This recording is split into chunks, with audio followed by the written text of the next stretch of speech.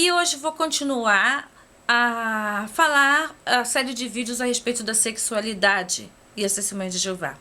Vamos falar de sexo? Agora eu quero falar do que aconteceu depois do divórcio. Como que as doutrinas das testemunhas de Jeová influenciaram na minha sexualidade, mesmo depois de eu ter me divorciado, mesmo depois de eu ter saído da doutrina ou da seita das testemunhas de Jeová. Acontece que, como eu falei no outro vídeo, eu busquei o divórcio, né? Não dava certo com o meu ex-marido, testemunho de Jeová, pelo simples fato de ele ser uma pessoa muito diferente de mim e aceitar até mesmo ser enganado em questões de negócios pelas testemunhas de Jeová, ele ser enganado, ser ludibriado, e com isso nós acumulamos dívidas. E eu preferi assumir as dívidas sozinha, ficar sozinha com a minha mãe doente, a minha irmã pequena, e pelo menos esse cargo, que era o casamento, eu me livraria desse cargo.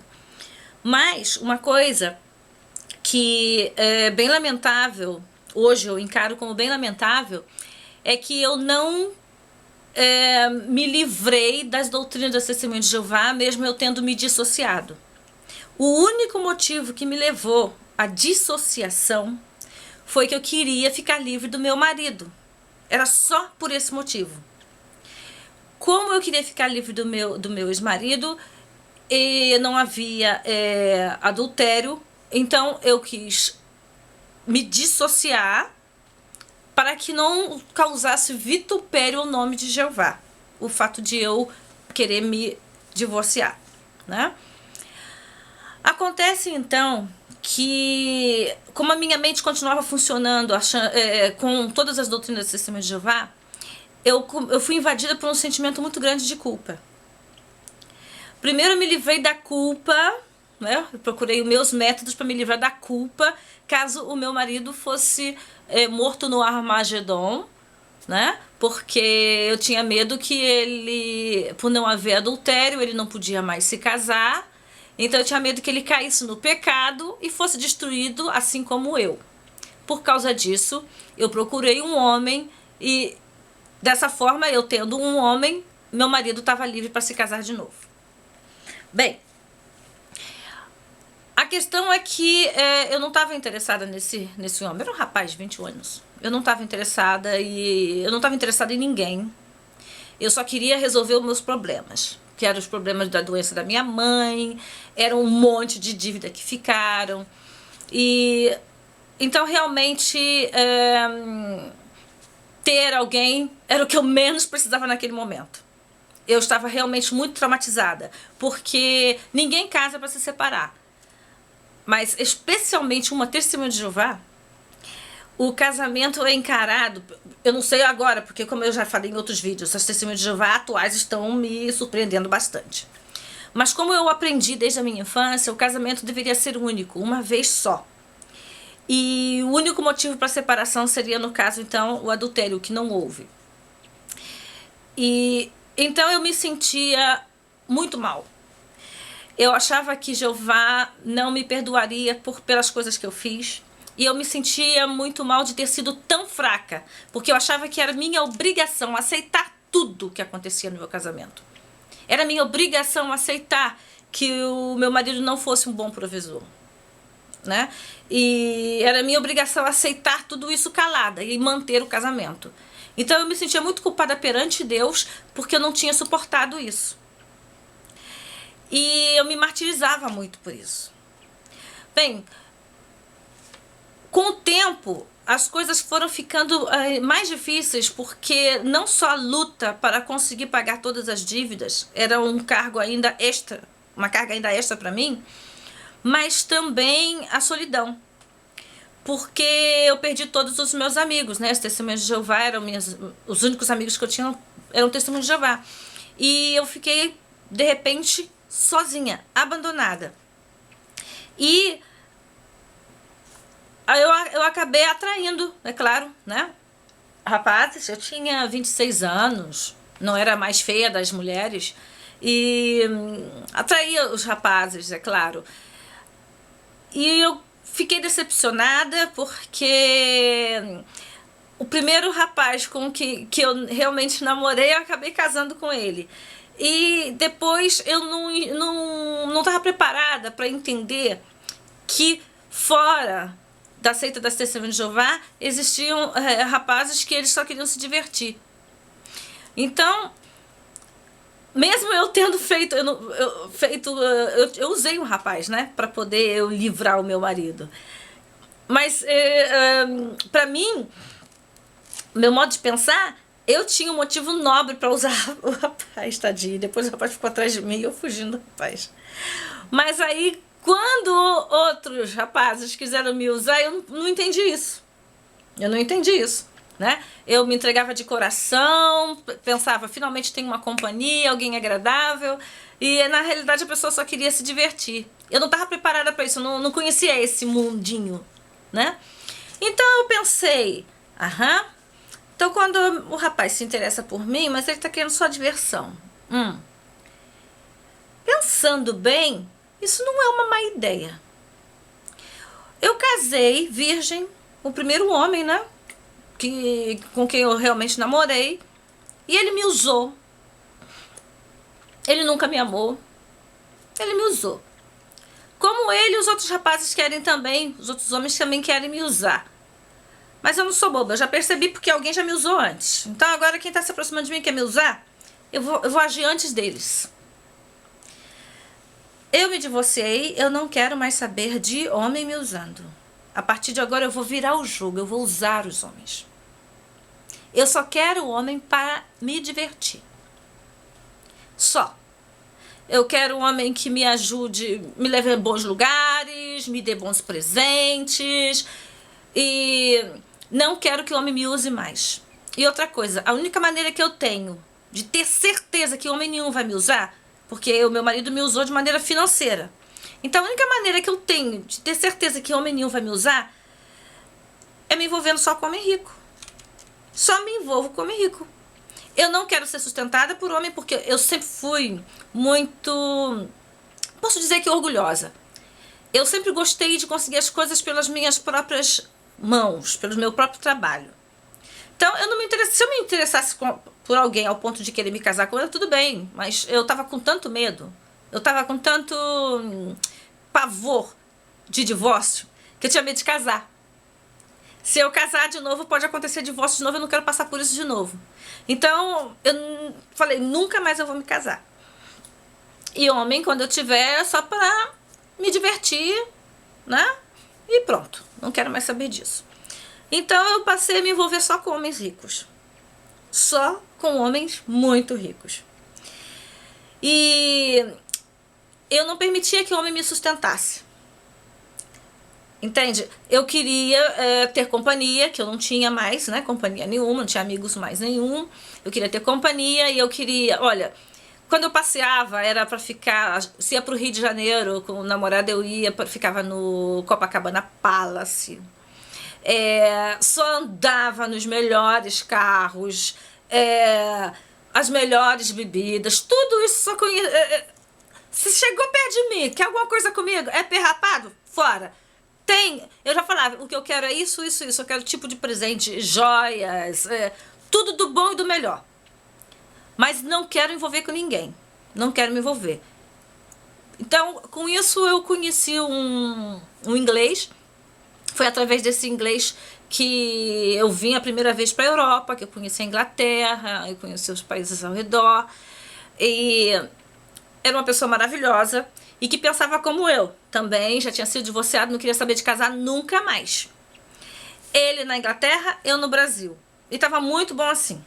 Eu ia para lá passear, ele ia para o Brasil para passear. E estava perfeito dessa maneira. E com o tempo, eu cansei, a gente se foi desencontrando, porque eu comecei eu quis vir para a Europa para ganhar dinheiro para sustentar a minha mãe. Como eu disse, homens eram para eu me divertir, mas eu não queria ser sustentada por homem nenhum.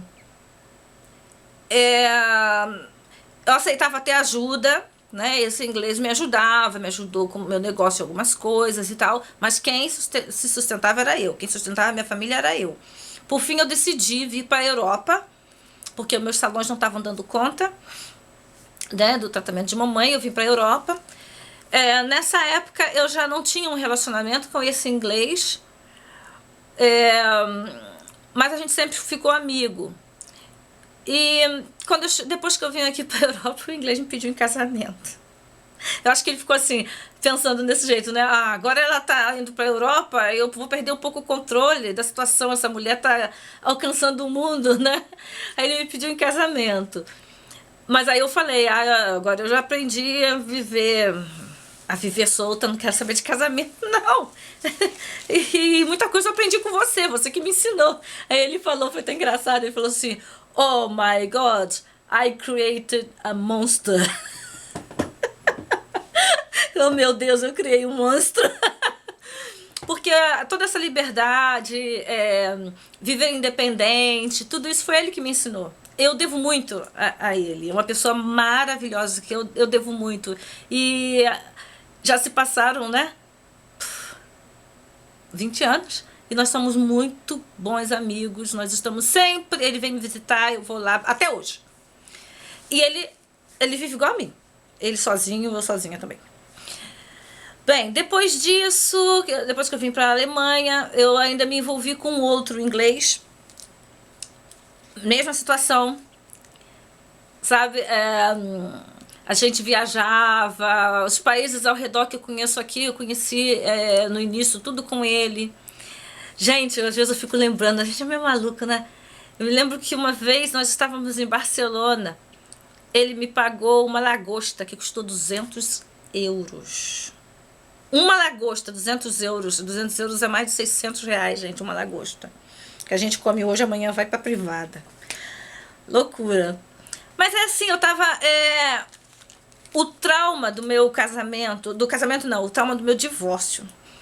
Me fez perder um pouco o sentido das coisas.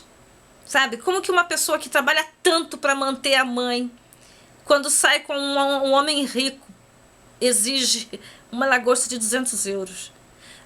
As coisas não fazem muito sentido. Porque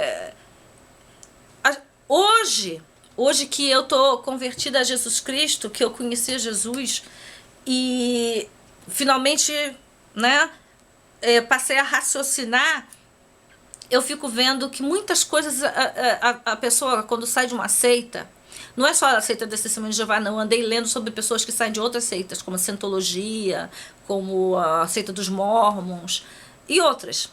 A pessoa, a lavagem cerebral deixa sequelas tão fortes que a pessoa não tem muita lógica.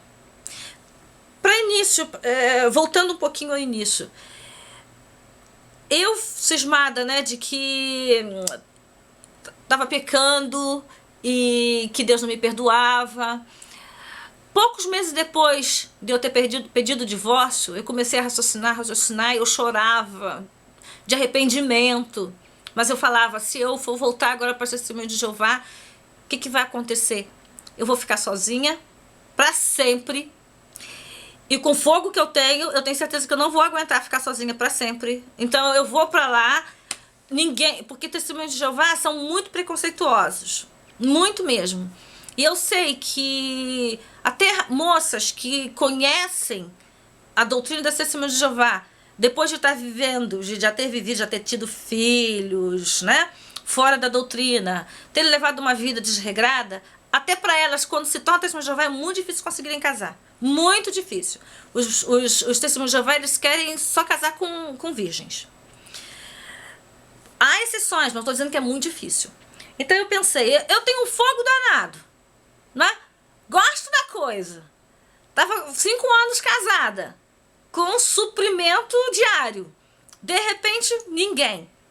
Aí eu volto pra organização da Testemunha de Jeová, vou ficar sozinha, porque ninguém vai me querer mais. Então é melhor não voltar.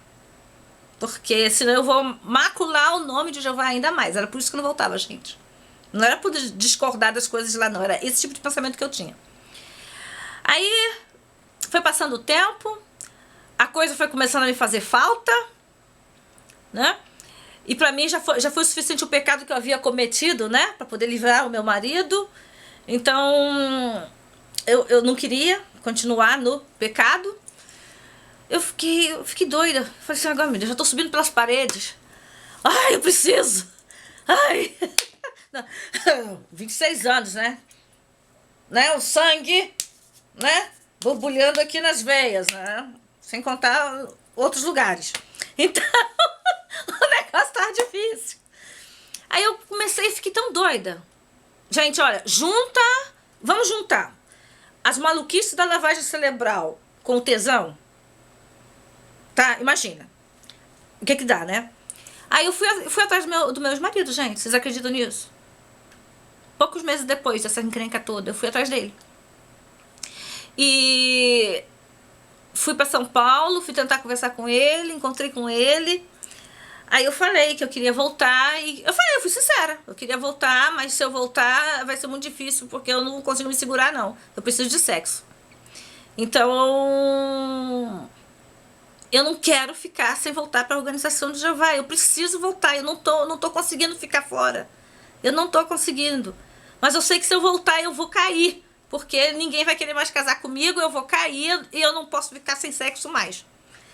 Aí ele falou que ele voltar pra mim não volta não, porque eu casei virgem, ele não podia mais imaginar de novo estar comigo e imaginar que eu tive outro homem. Aí tá bom. Fui embora.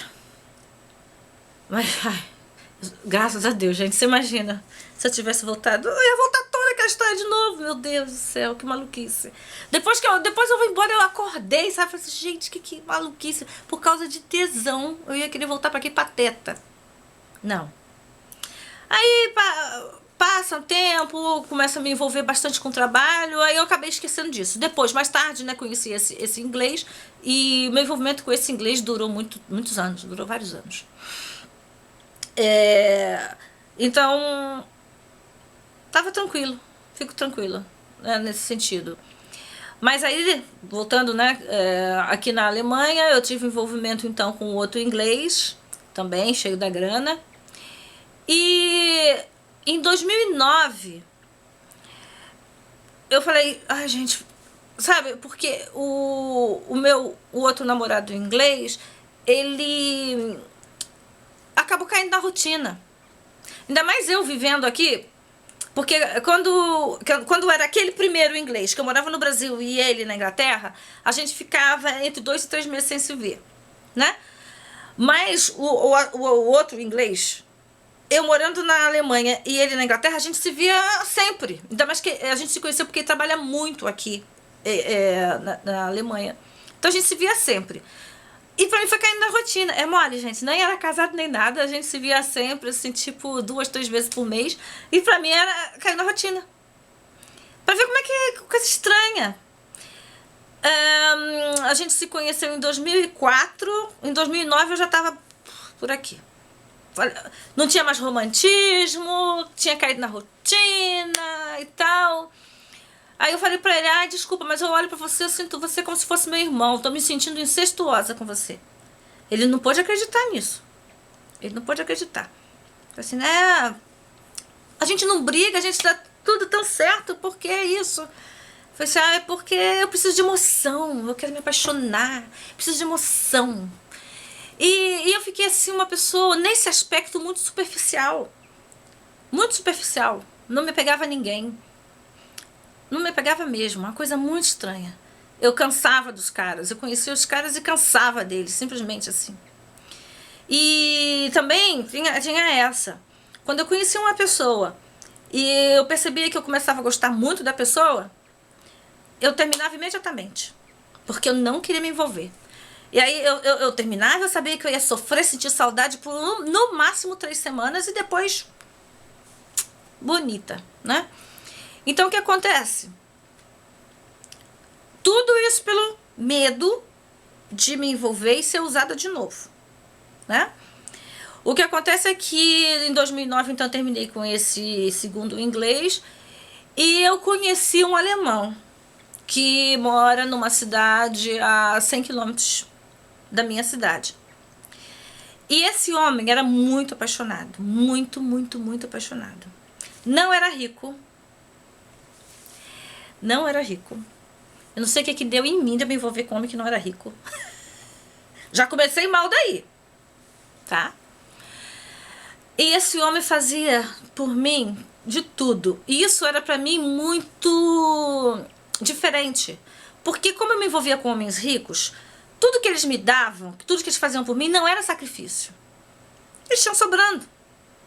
Mas esse alemão que eu conheci, tudo que ele fazia por mim era sacrifício pra ele. Que ele era assalariado. Ele fazia com dificuldade, mas fazia de tudo pra me ajudar. Então, ele foi invadindo cada vez mais assim a minha vida e as minhas emoções. Porque pela primeira vez na vida eu me senti realmente amada. Pela primeira vez na vida. Por mais maravilhosos que os outros tivessem sido, porque também tem essa, gente, eu nunca mais peguei homem que não presta. Pra mim foi, uma vez eu aprendo. Nunca mais. Sabe, eu passei a ter como se fosse faro pra homem que não presta.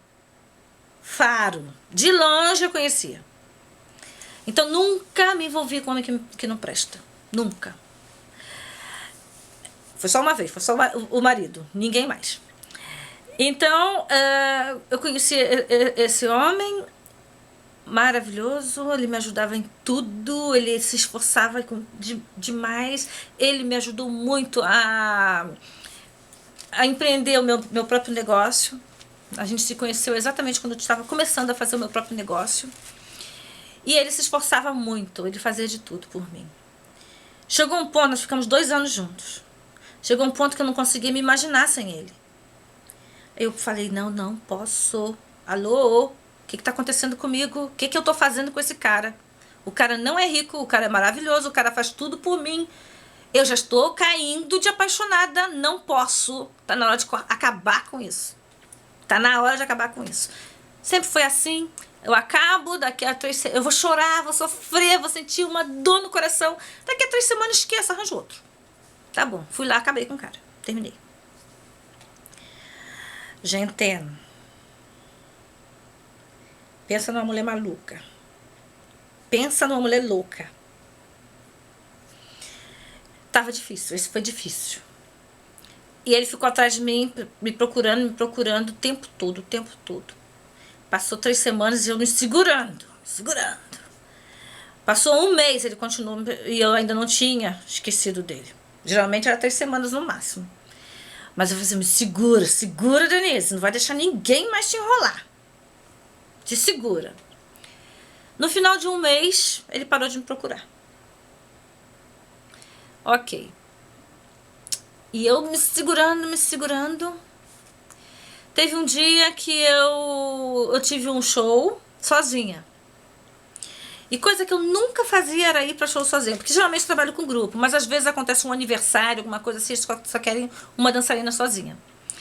E eu nunca ia sozinha, porque eu tinha sempre aquele homem de 1,98 m de altura.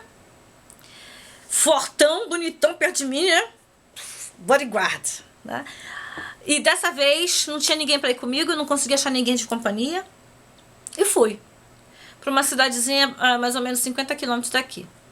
Acontece que na vinda, mais ou menos umas 10 horas da noite, eu atropelei um viadinho. Não é viado de purpurina não, viado mesmo, o bichinho.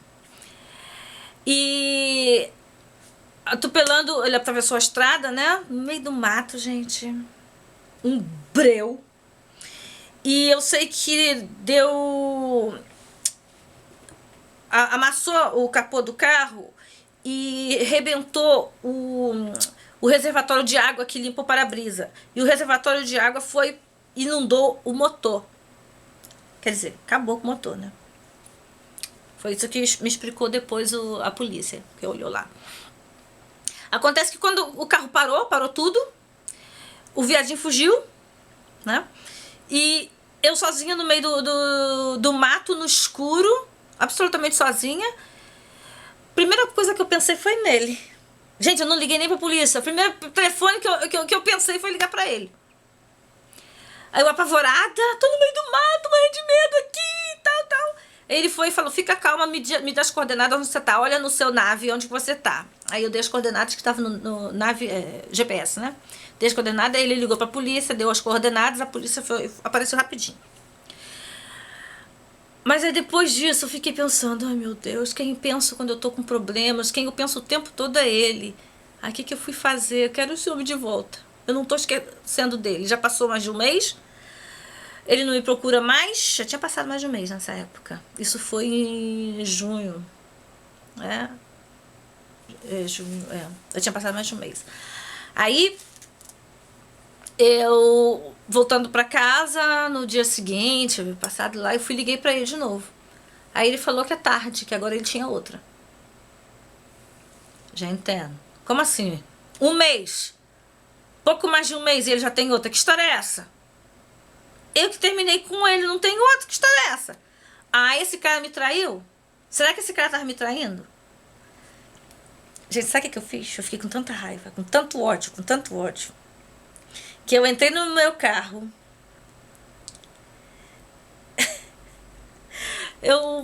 Teve um dia, né, que eu entrei no carro e fui dirigir até a cidade dele, invadi o trabalho dele e acertei a cara dele com um copo de capoeira, quebrei o óculos dele na cara dele. O cara nem sabia por quê. E que eu cismei que ele tava me traindo no tempo que tava comigo. Eu fui dominada pelo ódio, pelo rancor, pelo ciúme. Maluca, maluca. E depois voltei pra casa, fiquei esperando umas 3 semanas pra ver se ele chama a polícia, né? Porque podia me denunciar, né?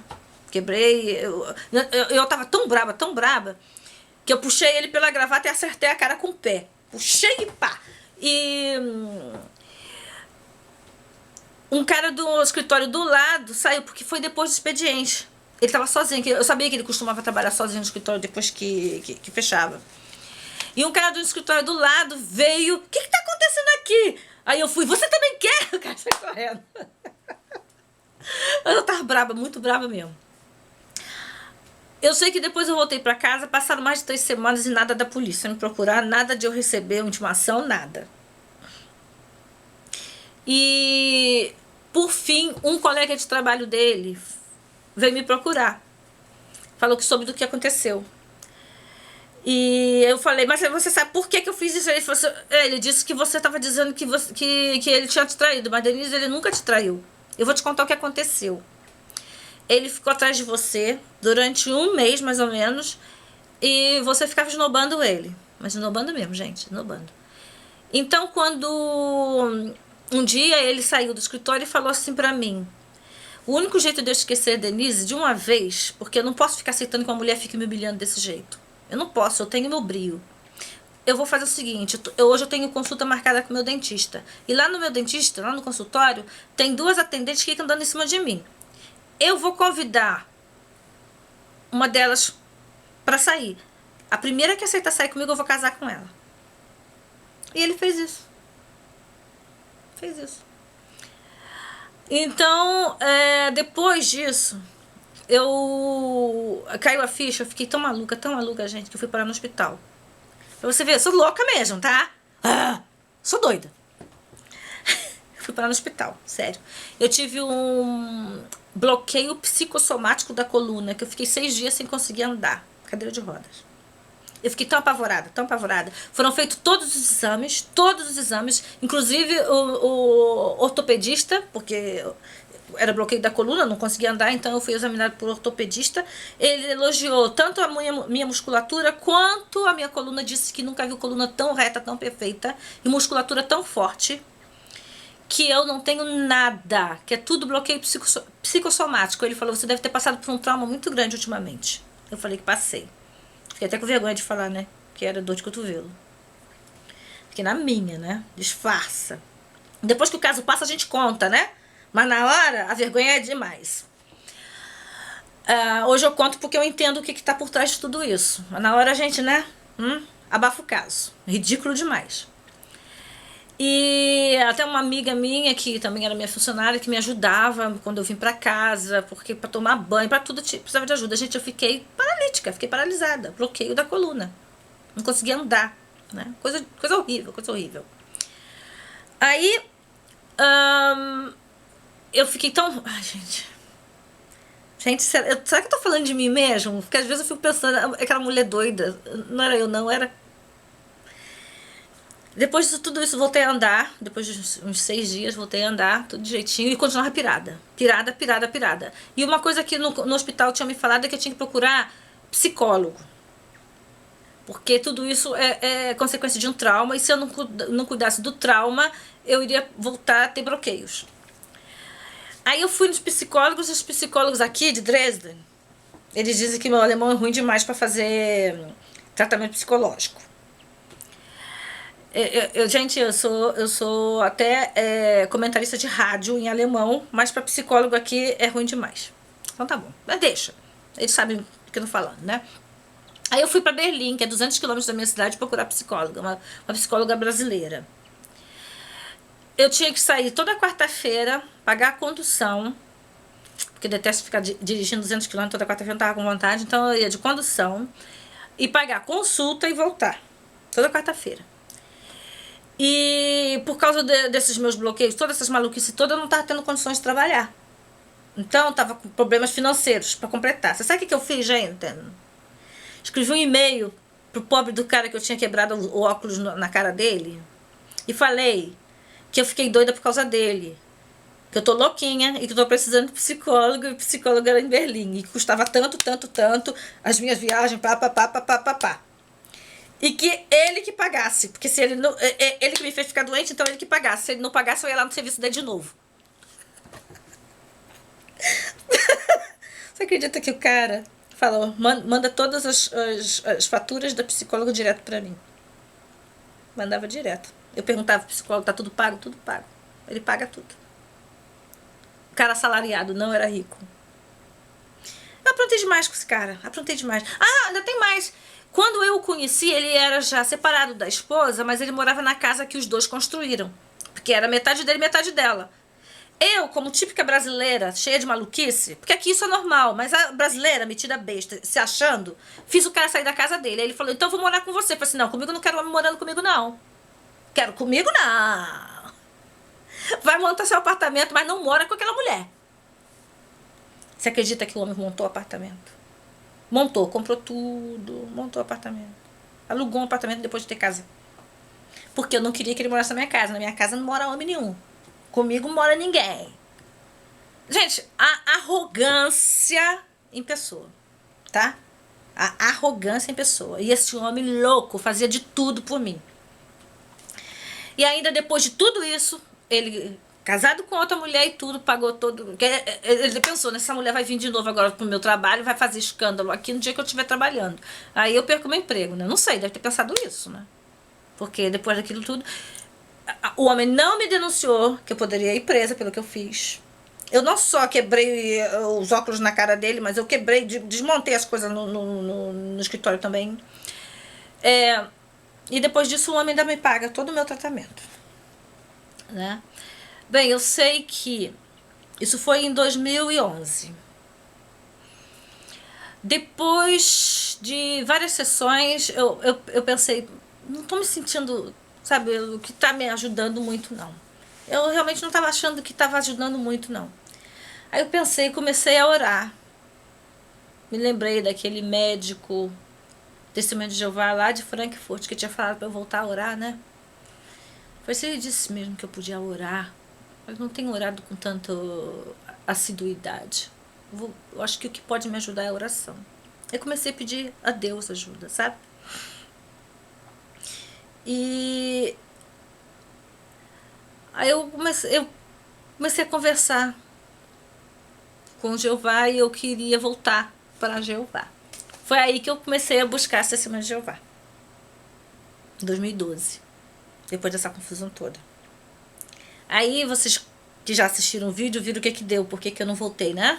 A ser Testemunha de Jeová. Quem quiser vai lá dar uma olhadinha lá, nas minhas experiências com a Testemunha de Jeová, olha aquele vídeo lá que fala que eu voltei a frequentar as reuniões. Bem, enfim.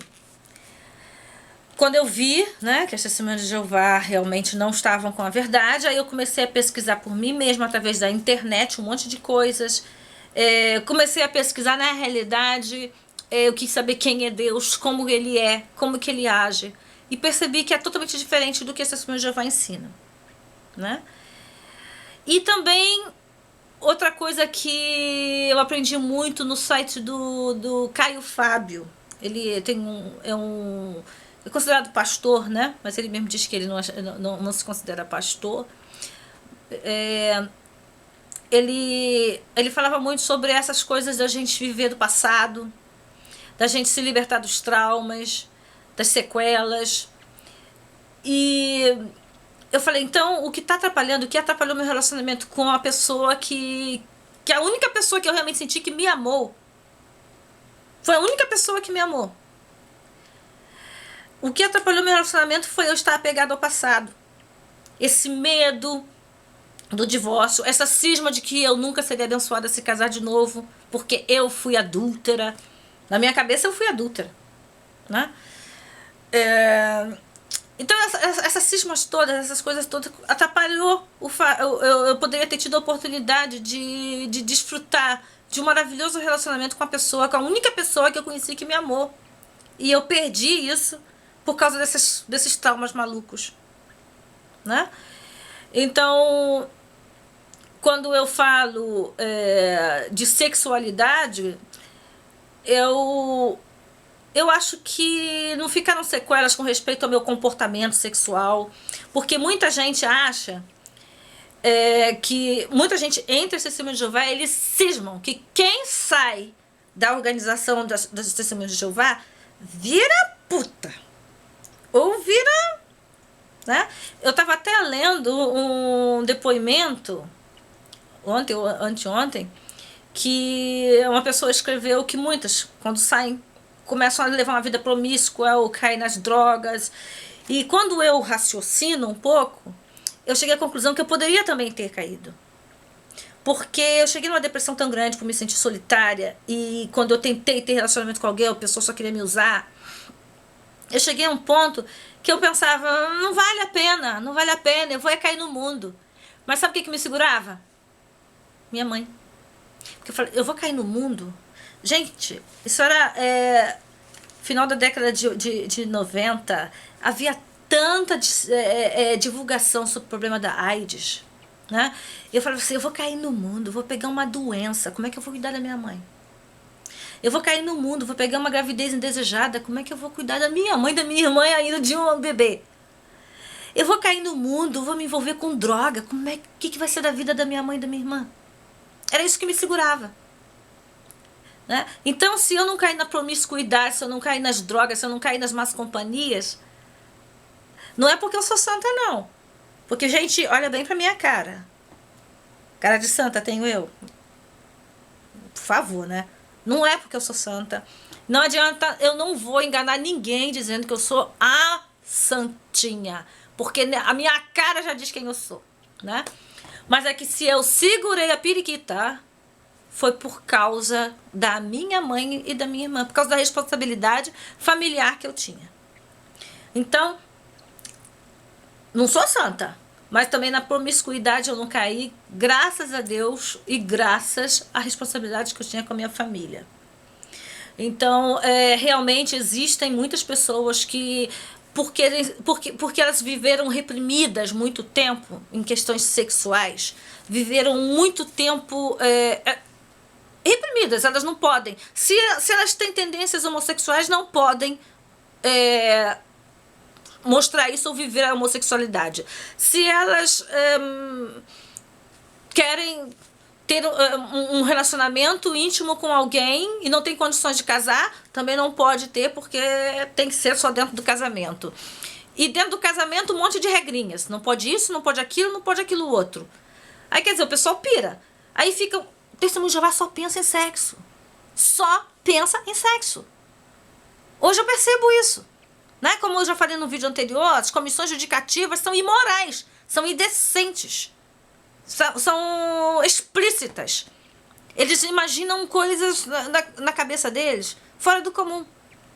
Por exemplo, gente, quando alguém é desassociado, a congregação não fica sabendo por que foi desassociada. Então fica todo mundo fazendo caraminhola na cabeça. Hoje que eu sou dissociada, eu sei os motivos pelos quais muita gente foi desassociada. Né? Hoje eu sei, porque eles me contam. Tá? E eu vou te contar um caso.